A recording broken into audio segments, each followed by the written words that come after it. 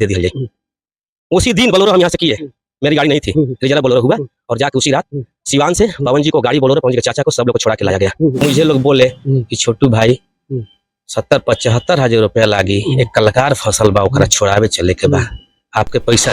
दोस्तों, पवन सिंह के ऊपर बहुत बड़ा आरोप लगाया है छोटू छलिया ने। पवन सिंह को बंधक बना लिया गया था, तो छोटू छलिया वहाँ उनको जाते हैं और पैसे से मदद करते हैं और उनको छुड़वा के लाते हैं। छोटू छलिया दिए गए इंटरव्यू में बताते हैं कहीं ना कहीं पवन सिंह छोटू छलिया को देख के जलते हैं। छोटू छलिया का कहना है कि पवन सिंह हमें देख के जलते हैं।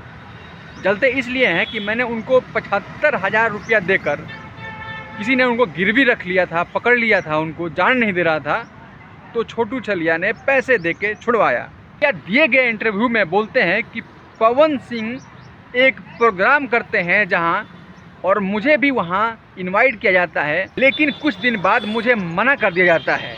मैं फिर सोच में पड़ता हूं और कुछ लोगों से पता लगाता हूं कि मुझे मना क्यों किया गया था वहां जाने से। तो मुझे पता चलता है कि पवन सिंह के द्वारा वहां मना किया गया था कि छोटू छलिया यहाँ पे नहीं आना चाहिए, इसीलिए मुझे वहाँ से कैंसिल कर दिया गया।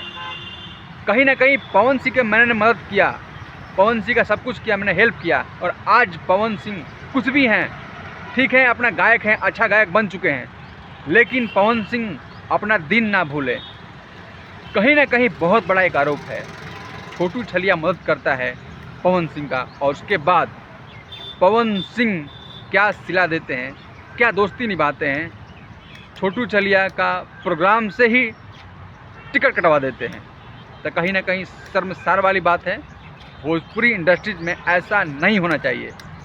एक धब्बा लग गया। छोटू छलिया का कहना है कि पवन सिंह थोड़ा अजीब किस्म के इंसान हैं, उनके साथ कोई भी अच्छा करता है तो वो बुरा करते हैं।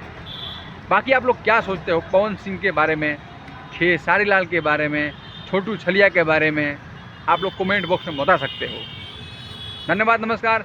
आप देख रहे थे नई बस्ती ब्लॉग, मैं आप सबका भाई अर्जुन।